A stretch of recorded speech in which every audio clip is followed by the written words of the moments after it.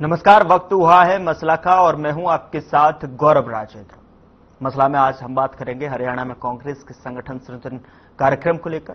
जिस तरीके से पिछले दिनों से, पिछले महीनों से मैं बात करूं तो हरियाणा के भीतर जो है कांग्रेस के संगठन सृजन कार्यक्रम का जो अभियान है वो चल रहा है। उसका होमवर्क पूरा हो गया है। केंद्रीय पर्यवेक्षकों की जो है जिलों से आए फीडबैक के बाद में केंद्रीय नेतृत्व छंटनी प्रक्रिया भी पूरी कर चुका है। पार्टी के राष्ट्रीय महासचिव के.सी. वेणुगोपाल और हरियाणा मामलों के प्रभारी बी.के. हरिप्रसाद केंद्रीय पर्यवेक्षकों के साथ 1-to-1 बातचीत के बाद जिलाध्यक्षों के संभावित नाम भी तय कर चुके हैं। यह रिपोर्ट सीधे पार्टी अध्यक्ष मल्लिकार्जुन खड़गे और लोकसभा में नेता प्रतिपक्ष राहुल गांधी के पास जाएगी। अब राहुल गांधी के स्तर पर ही फैसला होना है।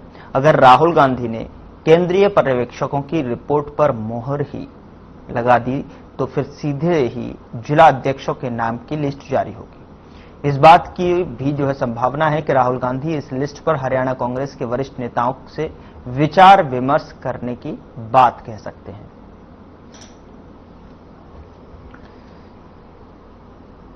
कांग्रेस संगठन सृजन अभियान को लेकर आज चर्चा करते हैं और चर्चा में जो है हमारे साथ एक पैनल जुड़ा हुआ है, उसका परिचय मैं आपके साथ करा देता हूं। हमारे साथ राजवीर रोहिला, प्रवक्ता बीजेपी की तरफ से हमारे साथ जुड़ रहे हैं। बहुत स्वागत है सर आपका।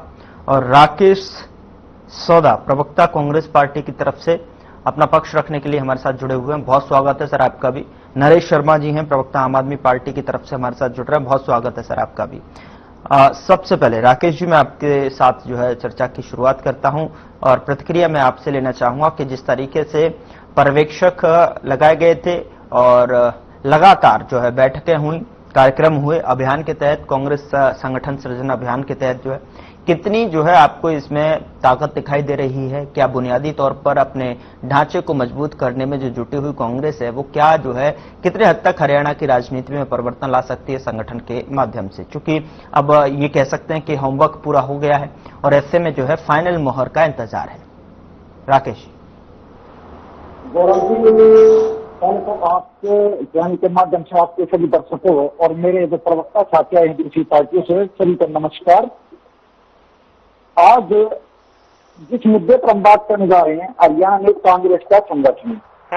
देखिए, कांग्रेस पार्टी ने इस बार बहुत ही बेहतरीन तरीके से एक एक कार्यकर्ता का फीडबैक लिया है और सभी कार्यकर्ताओं की बात अलग अलग माध्यम से, चाहे वो आम कार्यकर्ताओं के माध्यम से रही हो, चाहे वो इंटरव्यू के माध्यम से रही हो, और जितने भी दावेदार हैं सभी को भी 2-3 बार मौका दिया गया अपनी बात रखने का। संगठन में कितना काम लोगों ने पहले किया, पार्टी के लिए काम किया है, तो इसकी उम्मीद इस बार हमें लग रही है कि बिल्कुल संगठन के जो कर्मठ कार्यकर्ता हैं सभी को मौका राहुल गांधी जी संगठन में देंगे और जो अच्छे लोग हैं वो पार्टी के संगठन के पदों पर चुनकर आएंगे।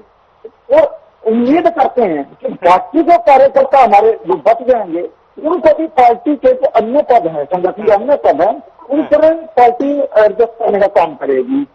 और इस बार जो तरीका रहा है, सीधा हाईकमान ने अपने हाथ में सारा सिस्टम लिया है।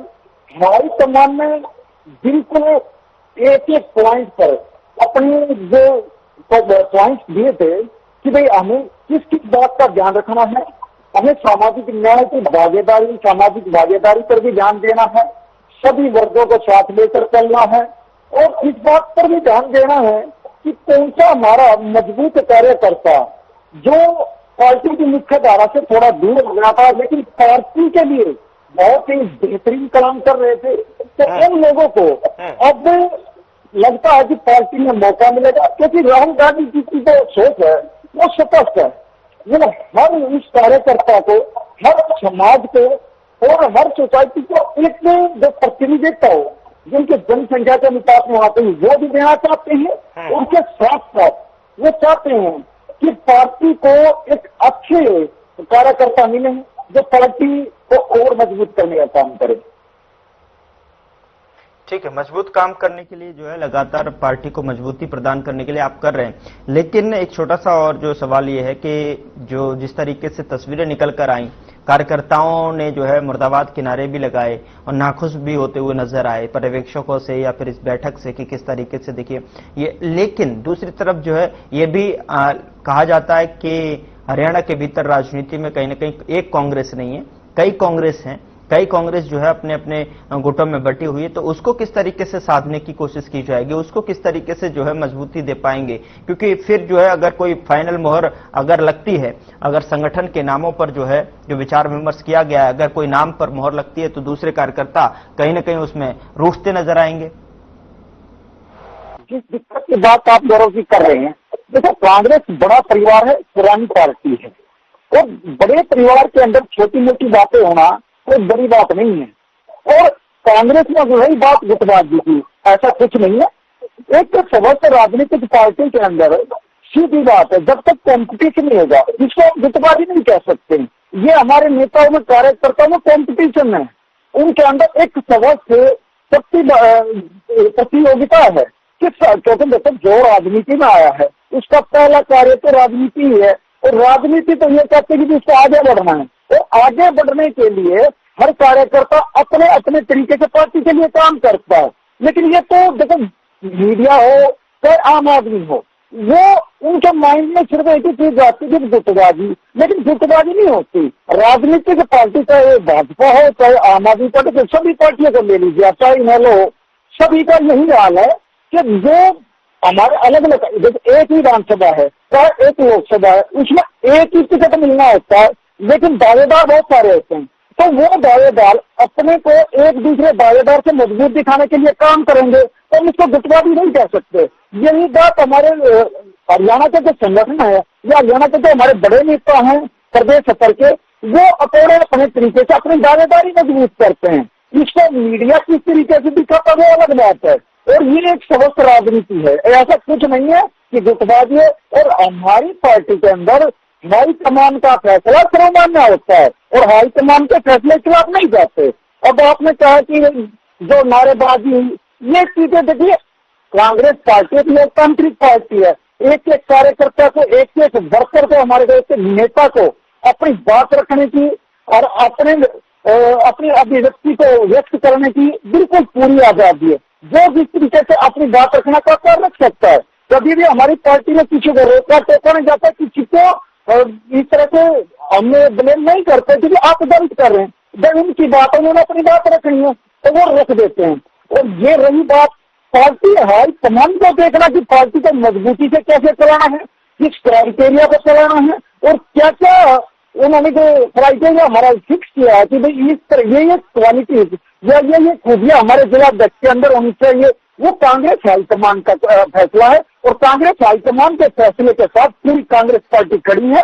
और जो लिस्ट हमारे कांग्रेस हाईकमान या खड़गे साहब या राहुल गांधी जी देंगे, और उसके साथ पूरे हरियाणा का एक एक कार्यकर्ता, जो हमारा ओरिजिनल मजबूत कार्यकर्ता पार्टी का, जो दिन से कांग्रेस पार्टी का कार्यकर्ता, वो उसके खिलाफ आवाज नहीं पहुंच पा रही है। ठीक है राजवीर जी, मैं आऊंगा आपके पास। राकेश जी, मैं आपकी बात को समझ गया। मैं समझने की कोशिश करता हूं दूसरे भी प्रवक्ताओं से, जो आपके लहजे में, जो आप अपने लहजे में बता रहे हैं कि देखिए पार्टी के लिए जो है गुटबाजी शब्द का इस्तेमाल करना वो ठीक नहीं है। दूसरी जो पार्टियां हमारे लिए गुटबाजी का इस्तेमाल करती हैं वो ठीक नहीं है। आपके हिसाब से वो एक कंपटीशन है कार्यकर्ताओं के भीतर, अपने आप को अच्छा दिखाने के लिए, अपने आपके काम को, अपने आपके जो उसके द्वारा किया जा रहा योगदान दिया जा रहा है, वो संगठन के लिए आला कमान तक, हाई कमान तक जो है वो कहीं ना कहीं उसको अच्छा दिखाने की होड़ मची हुई है, प्रतियोगिता है, कंपटीशन है, आपने ये कहा है। लेकिन राजवीर जी, मैं समझना चाहता हूं कि अगर आप किसी संगठन में दाखिल होते हैं तो संगठन की क्या जिस तरीके से परिभाषा होती है, वो एक कार्यकर्ता उस विचार से चलता है जो संगठन का विचार है।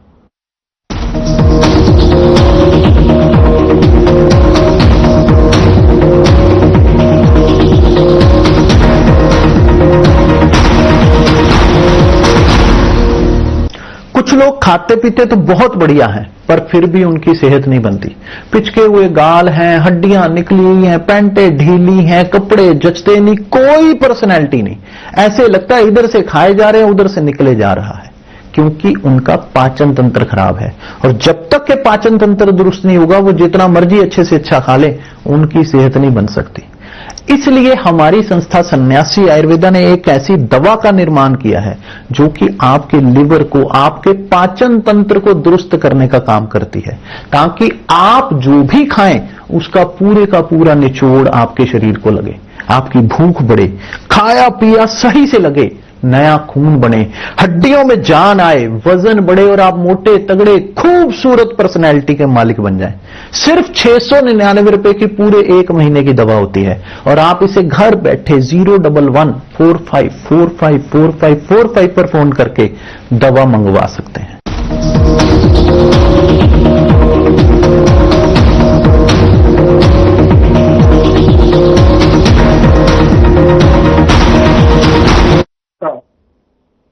जबकि पेट्रोल में चल रहा है कि मतलब चार एमपी मुझे जिताने में थे, एमपी मेरे को हराने में था।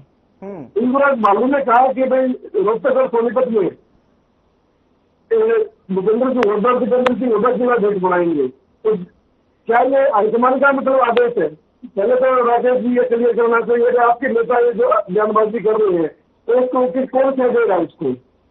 अशोक तंवर जी को नेशनल एंट्री दी गई क्योंकि जो राहुल गांधी जी को एक जिला अध्यक्ष बनाने के लिए चंडीगढ़ में प्रवास करना पड़ा, तो ये छोटी बात नहीं है, अपमानजनक बात है कांग्रेस पार्टी हरियाणा के लिए, क्योंकि जो पार्टी इतनी बड़ी है उस पार्टी में एक जिला अध्यक्ष बनाने के लिए आना पड़ रहा है, तो कहने की टिकट को है। हरिप्रसाद जी ने 12 संतन में बोला था, एक ब्रीफिंग में 12 संतन में आया था, मैंने सेंट्रल खड़ा किया था और अब मैं आया हूं तो मैं सेंट्रल खड़ा करूंगा, तो 12 साल ये लोग क्या करते रहे? तो सवाल तो यह भी बढ़ते, नंबर 2, आज विपक्ष में पार्टी है, ये 9-10 महीने से ये लोग अपना एमओपी नहीं बना पाए, तो नहीं, वही तो महत्वपूर्ण सवाल है, कि जो पर्यवेक्षक है उसके लिए भी, एलओपी के लिए भी भेजे गए थे, और ऐसे में कंपटीशन जो बता रहे हैं, प्रतियोगिता जो बता रहे हैं, पार्टी के अंदर, पार्टी के भीतर जो प्रतियोगिता का शब्द का इस्तेमाल किया, तो क्या एलओपी के लिए भी प्रतियोगिता चल रही है? गौरव जी रुकिए 1 मिनट, अभी इनके जितेंद्र बघेल जी में इनके जो नेता उनके बयान कोट कर रहा हूँ मैं। हाँ, उन्होंने बयान दिया दिल्ली में, तो उन्होंने कहा कि हाँ बन जाएगा, लेकिन वो एक तारीख नहीं बता पाए। ठीक है, प्रक्रिया चल रही है, नहीं चल रही है। गुजरात के जो इनके प्रदेश अध्यक्ष शक्ति सिंह गोहिल, उन्होंने इस्तीफा दे दिया। पंजाब के जो इनके कार्यकारी अध्यक्ष थे उन्होंने इस्तीफा दे दिया। राम जी लगातार हार के बाद भी बने हुए हैं, और 2005 के बाद कांग्रेस पार्टी के इतिहास में दर्ज नहीं जाते, कभी भी 45 के आंकड़ा नहीं छू पाई। जनता ने इनको भरपूर वोट दिया, लेकिन इन लोगों ने जो जनता का अपमान किया है, ये लोग अब आपस की जो लड़ाई है जमीन पर लेके आए हैं। आज गली गली में चर्चा है, मतलब कांग्रेस का सत्यानाश किसने किया, तो आपको पता किसने किया है। तो ये राकेश जी सोचा जी जो आज नए जुड़े तो पुराने कार्यकर्ता लग रहे, मुझे तो अच्छी बात है। तो ये अपनी पार्टी का डिफेंड कर रहे हैं, लेकिन आप डिफेंड अगर एक जगह से करोगे तो दूसरी जगह से निकल आएगी, ठीक है ना? दूसरी जगह से अगर आप डिफेंड करने की कोशिश करो तीसरी जगह से निकल आएगी। तो कहीं ना कहीं कांग्रेस का बेड़ा गर्क हो चुका है। हरियाणा में आम आदमी को ये महसूस हो चुका है कांग्रेस में जो आपसी गुटबाजी है, इस गुटबाजी ने इनका सत्यानाश कर दिया, और इनके साथ साथ ये लोग हमें भी परेशान करते हैं। तो कहीं ना कहीं कांग्रेस से जनता विमुख हो चुकी है, और आने वाले समय सिर्फ और सिर्फ भारतीय जनता पार्टी का, क्योंकि 11 साल जो हमने काम किया हरियाणा में, वो काम बोलता है।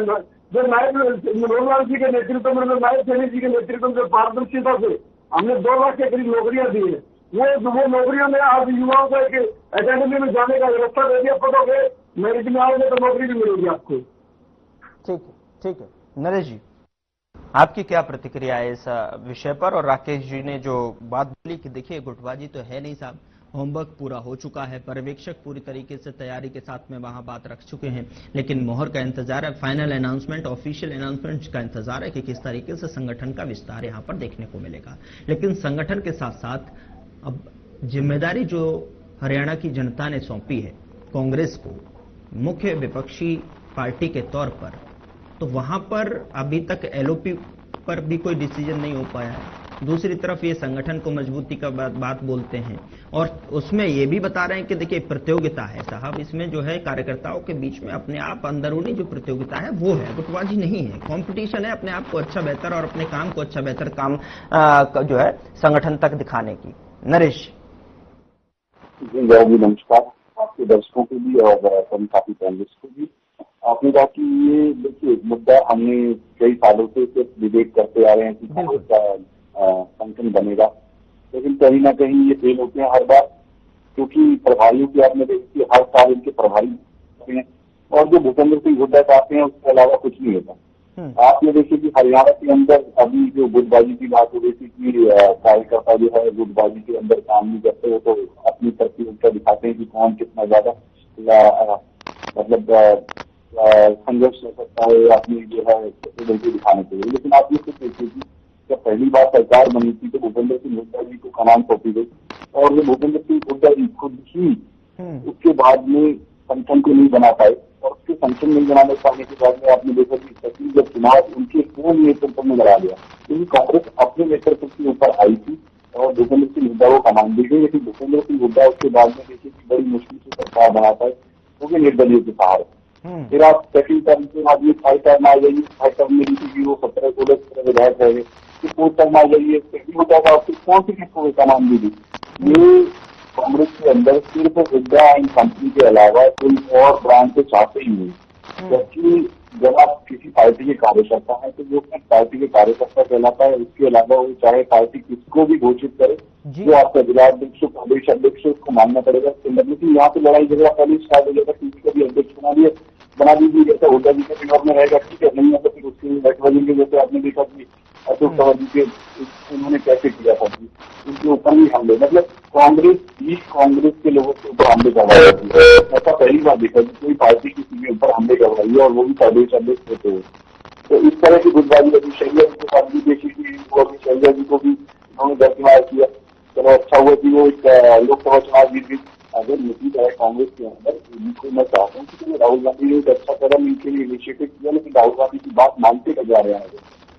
हरियाणा के जितने भी नेता हैं जो भूपेंद्र सिंह हुड्डा जी के ग्रुप में हैं, वो बिल्कुल भी राहुल गांधी जी को सीधे से देखते हैं। जैसे चुनाव के अंदर भी देखा था, क्योंकि राहुल गांधी जी चाहते थे कि गठबंधन के अंदर चुनाव लड़ा जाए, लेकिन राहुल गांधी जी के बाहर देश से बाहर जाते ही इन्होंने अपनी कहानियां तो शायद काफी जनता कुछ और चाहती थी, जनता को जो भी अगर गठबंधन के अंदर चुनाव लड़ते तो सरकार भी बनती और सरकार बनती कहीं ना कहीं इसके लिए कि भूपेंद्र सिंह हुड्डा को जिम्मेदार होनी पड़ेगी, लेकिन वो अपनी जिम्मेदारियों से भागते रहते हैं। फेलियर के लिए उसको जिम्मेवारी लेनी करनी थी, लेकिन वो कहीं ना कहीं उसको भी नहीं ले पाए और इसीलिए इंडिया गठबंधन से अलायंस को हमें अलग करना पड़ा। दिल्ली के अंदर भी देखे कि हमारे खिलाफ लड़े, कहीं ना कहीं ऐसे ही अभी गुजरात के अंदर भी देख लीजिए कि जो हमारा अगर इंडिया अलायंस था उसके साथ में लड़ने के लिए वहाँ गुजरात के अंदर भी कैंडिडेट के लिए, तो कहीं ना कहीं कांग्रेस जो है ना अपने नेताओं के लिए जो उनके पूर्व नेता है जितने भी, वो कांग्रेस को कहीं ना कहीं बेड़ागर्द करने में लगे हुए। युवाओं को मौका नहीं दिया था कांग्रेस के अंदर और बहुत लंबी सब अपने ही कहते हैं ना कि परिवारवाद के लिए कोई भी देख लीजिए कि अपने खुद अगर नेता है तो उसके अलावा वो दूसरी चुनाव। ठीक है राकेश जी,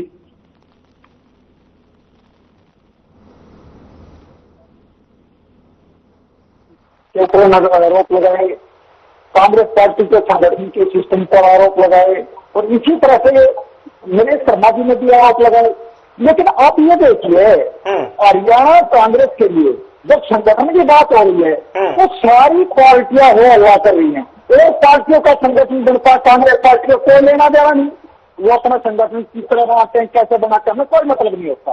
लेकिन दूसरी पार्टी अफसोस करती है, कारण यही है यदि राहुल गांधी जी के फार्मूले पर हरियाणा में संगठन बढ़ जाता है तो बीजेपी हो, आम आदमी पार्टी, इनेलो हो, जेजेपी हो, सबका बंटादार होना तय है। बिल्कुल खत्म हो जाएंगी ये पार्टियां और उनका सब बड़े नेता जन नेता है, जनाधार वाले नेता है। ठीक है राजवीर जी फाइनल कमेंट 10 सेकंड। राजवीर जी ठीक है सर, ठीक है हो गया। राजवीर जी 10 सेकंड फाइनल कमेंट। जी राजवीर जी बोलिए आप 10 सेकंड। राकेश जी आप संगठन बनाए ना बनाए, हाँ जिसे डिबेट पर प्रवक्ताओं को बुलाया जाता है और हम इसलिए बोल रहे हैं। बाकी जो संगठन की आपकी जो बातें हैं जो पूरा हरियाणा में देखी है, कहीं को छोड़ने वाला नहीं है हम लोगों का, ठीक है ना। मुझे कोई इतराज नहीं, आप बनाओ ना बनाओ, आप घंटे बाद भी चलाओ, लेकिन जनता से आप 50-55 लाख वोट लेके बैठे हो तो सवाल तो बनता है। जब सत्ता पक्ष के सवाल होते हैं तो विपक्ष के पास भी सवाल जाते हैं। 55 लाख वोट लेके बैठे 33 MLA, लेकिन 9 महीने से आप लोग एमएलसी नहीं बना पाए और ये आपका पतन है, ये आपका पतन है कि पार्टी कब्जे वाली हो चुकी है, ये पार्टी नाम हो चुकी है। ठीक है नरेश जी। पार्टी के पास कुछ भी नहीं है। जिस कैडर की बात करते हैं, जिस संघ के की बात करते हैं, क्या है इन लोगों के पास? आज पूरे देश में सारी पार्टियों के पास कांग्रेस पार्टी से जो टर्निंग नेता दूसरी पार्टियों के अंदर है, वो ऐसे नेता हैं। फिलहाल जो है यहाँ गद्दारी की रोकना और होगा और वो यहाँ पर पदों पर बैठे। समय मुझे इससे ज्यादा आगे बढ़ने का इजाजत नहीं दे रहा है। बहुत बहुत शुक्रिया राजवीर रोहिला जी, राकेश सौदा जी और नरेश शर्मा जी, बहुत बहुत शुक्रिया चर्चा में शामिल होने के लिए। देखने वाली बात होगी कि जिस तरीके से हरियाणा कांग्रेस संगठन सृजन अभियान के तहत जो है प्रदेश की राजनीति के भीतर से पर्यवेक्षक और ऑब्जर्वर्स जिस तरीके से होमवर्क पूरा कर आला कमान हाईकमान के समक्ष रखा है, उस पर किस तरीके से मोहर जो है उस पर फाइनल मोहर के रूप में दिखाई देगी, वो देखने वाली बात होगी। फिलहाल मसला में इतना ही। नमस्कार।